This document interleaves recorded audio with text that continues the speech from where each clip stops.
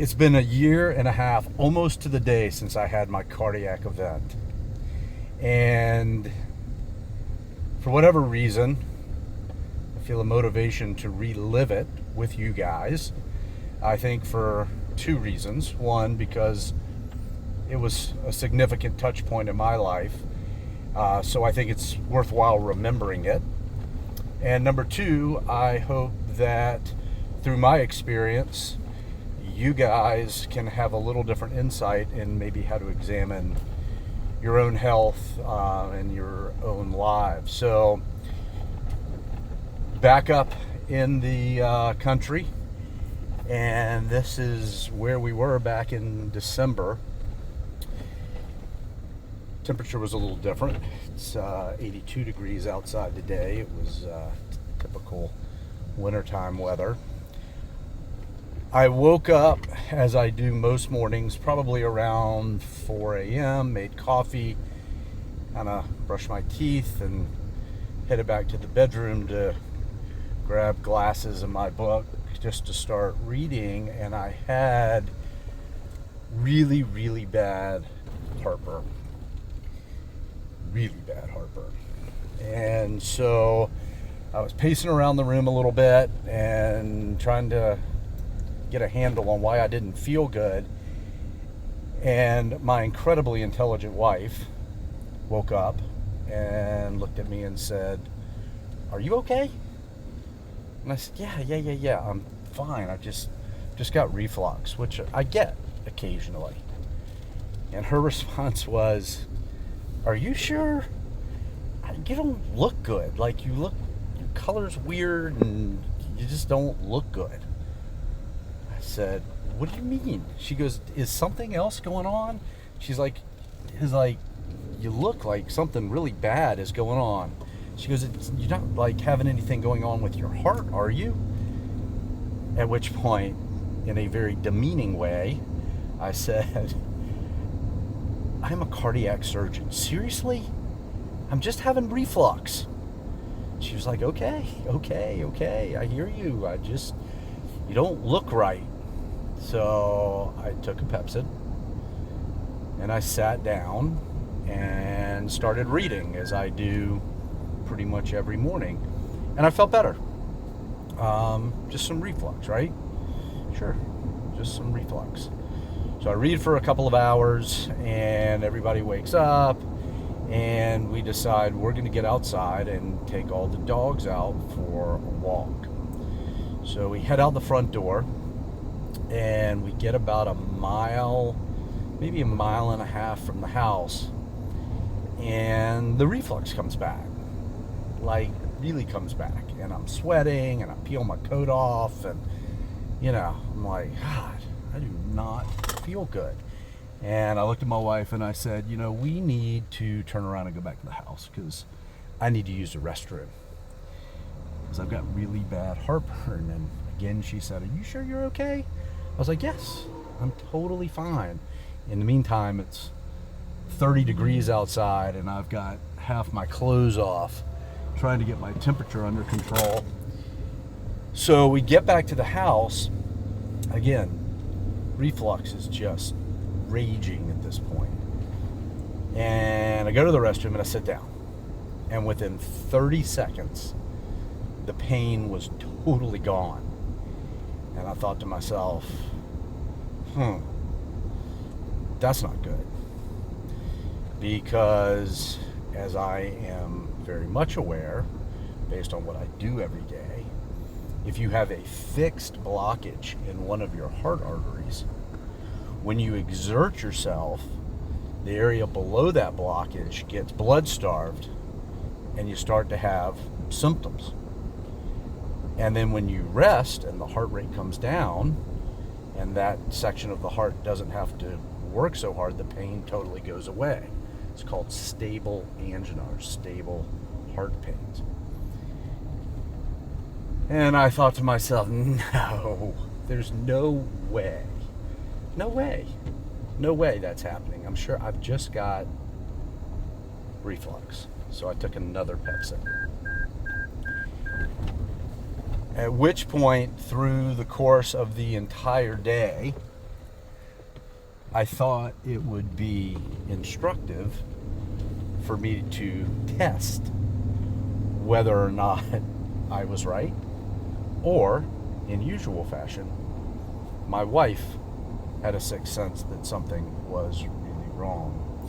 So we kind of went about our business, normal kind of farm activities, and every time I exerted myself even slightly, the reflex came back. And when I say slightly, like going up a flight of stairs, and then I would sit down for a minute, and the pain would go away.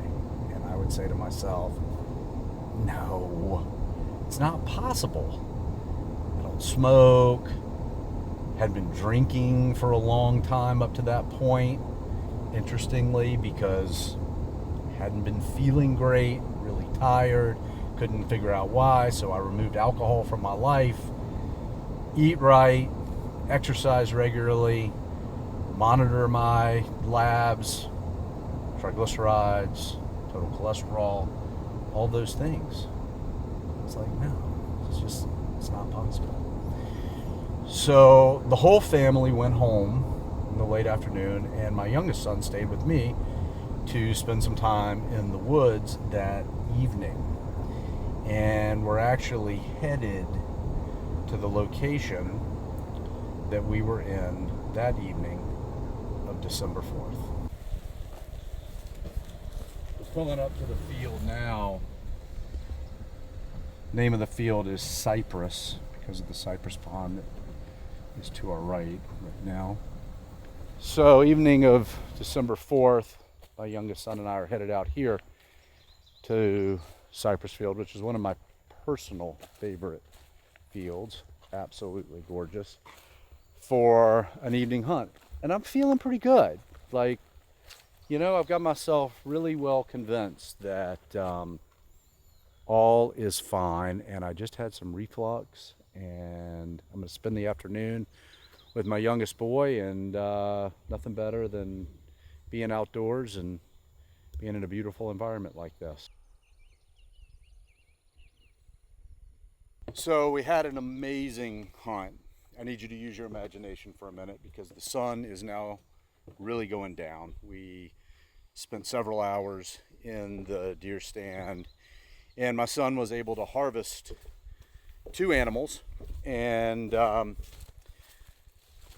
got to the bottom of these stairs right here, and I said, uh-oh, the reflex is back. And so my son, who was about 100 yards in front of me, was looking for the animals that we had harvested earlier, and I was way behind him because I couldn't speed up. So I turned my flashlight on, and I keep walking. Again, he's way in front of me. I can see his light in front of me. And I literally got to right here. And I have to be honest with you, I'm getting goosebumps, because at this point, God said stop. And I mean, I went down on my knees like this, and I could not go another step. I had absolute crushing chest pain, to the point where I could not catch my breath, and I was pretty convinced that this was the spot that I was going to pass away right here, and my son wasn't going to find the animals that he harvested. He was going to find me dead in this field. My brother-in-law was funny. He said, yeah, if that had happened, we definitely would have had to rename the field in your honor. But we never would have hunted it again, of course. But it would have been called the Jeremy London Field after that. But it really scared me. And once I kind of got my wits about me, I was able to pull myself together, because, yeah, I was worried that I was going to die right here. But the thing that just absolutely terrified me was that my 15-year-old son was gonna find me here, right here in this field, pitch black. There's zero cell service out here, and we're a quarter mile from our truck, and he can barely drive. And I said, all right, you've got to get it together, and you got to get back to the truck. And at this point, my son's yelling at me going, Dad, what are you doing way over there? The deer are over here. You're like looking in the wrong places. I was like, well, you never know. They could be just right over here. She's like, what are you talking about?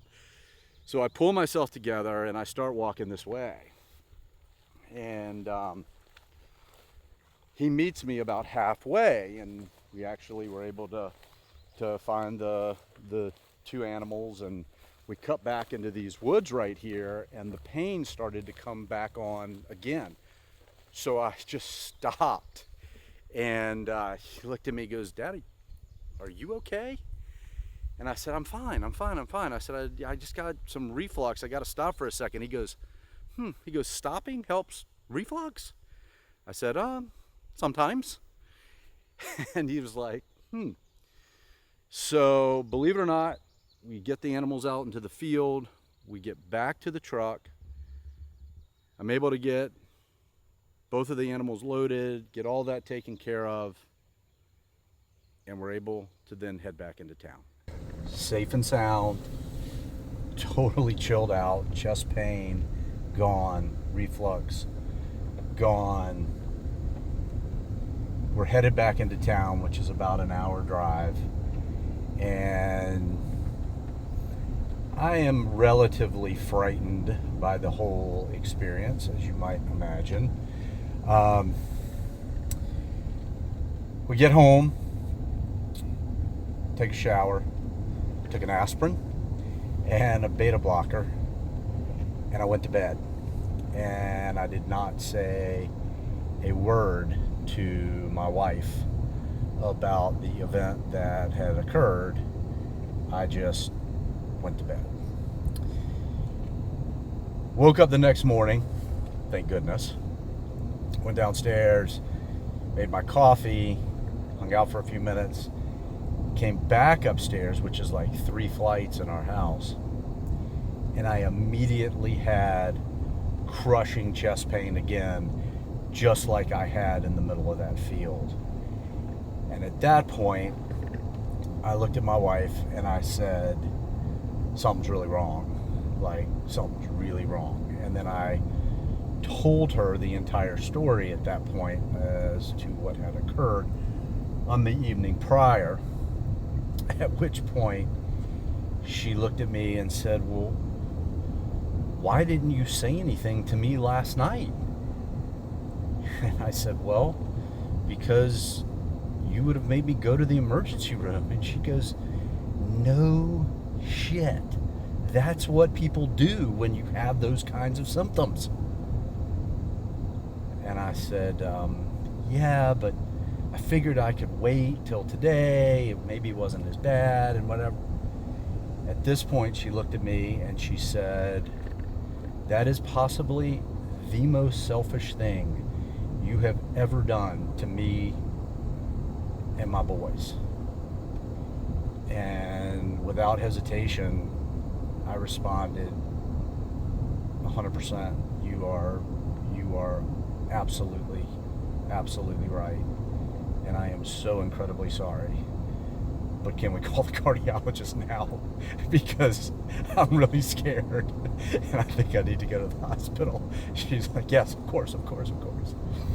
So I call the cardiologist and I tell him what's going on. And he's like, dude, there's no way. Your weight's good. You work out all the time. You eat right. You don't smoke. He's like, there's no way. I said, I'm telling you, something bad is wrong. Absolutely, something's bad. And he's like, just come to the office and let me see you, and then we'll kind of figure it out. So get in the car, and of course my wife's like, let me drive you. No, I'm gonna drive myself. Again, really smart. So I head to the office, and literally just walking from my car into the office, the symptoms didn't come on as badly, but I was definitely aware. And literally he came in the room and I was like, man, I'm telling you, I'm having these symptoms and whatever. So he gets an EKG. That's totally normal, which is frequently the case. Blood pressure's good, everything else. But he's like, man, your color does not look great. He goes, you know what? I'm going to send you over to the hospital. We'll get you admitted and then we'll do a catheterization. He goes, it's going to be normal. I was like, listen, I said, it may be, but I almost hope that it's not, because otherwise I don't have any explanation for just how dramatic the event was, last night. So he takes me to the cath lab and through my wrist does a catheterization. And I wouldn't let him sedate me, which is what they normally do for catheterizations, because of course I wanted to be in control and I wanted to watch. At which point I hear him asking for medications to be given to me that I knew were associated with a stent being placed. I'm like, what's going on? What's going on? And so he shows me on the screen, I have a near 99% blockage in my right coronary artery, the artery on the back of the heart. And I was like, whoa. So he starts doing the intervention, which is where they put the stent in and blow up the balloon. And all he did was take this tiny wire and put it across the blockage. And I immediately started having chest pain again, identical, because what happened was with the wire through that hole, it totally blocked the blood flow to that artery. My EKG changed, everything. And I was like, man, I am really, really having bad pain.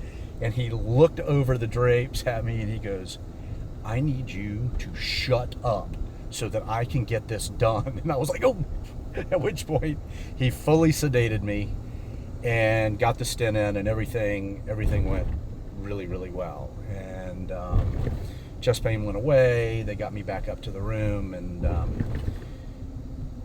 kind of settled out, and everybody in the family ginned down a little bit. And I spent the night in the hospital appropriately.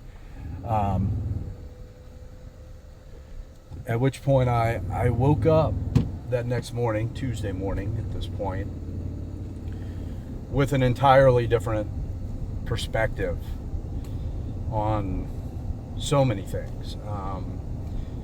Really things that were super, super important to me the day before really weren't on the list. I mean, it was my family and the people I care about and love, and that care about me and love me, and me being healthy and them being healthy. That was really the only thing on my mind. It's amazing how it shifts your perspective when you don't pay attention to the warning signs and realize just how dangerous the situation was. And here I am today, feeling great, still doing all the same things, eating right, exercising regularly, totally removed alcohol from my life, and I'm very, very fortunate. I have a totally different gauge now for listening to my body and responding appropriately. And this was a huge motivator for me to step on social media, because it was such a transformative event in my life that I wanted to share it in hopes of creating easy access to thoughtful, accurate, tactical information, so that you guys can avoid a situation that I created for myself, and give you the insight that I now have as a result of going through this traumatic experience. And not only am I able to take better care of myself, but I feel like I'm truly able to take better care of the patients. And I am one of those patients. Like I get it. I'm living it with you guys, I understand when a patient comes in the office and says, hey, I've got this crushing chest pain. Every time I exert myself, I go, yeah, I understand. It's really, really scary. And so I really just share this with you again for two reasons. One, because I think it's important for me to always have the reminder, but I really want to get this story out to you guys so that you have the advantage of some of my less thoughtful moments. And remember that how you care for yourself is frequently an indication of how you care and interact for other people. And I made a really selfish decision by not responding to what was going on in my body, and it just totally refocused the most important things in my life, which is, you know, my family and my friends and the people that I care about and I love most. And I hope this is as insightful for you guys as it is for me, and I hope you guys have a happy and super healthy day.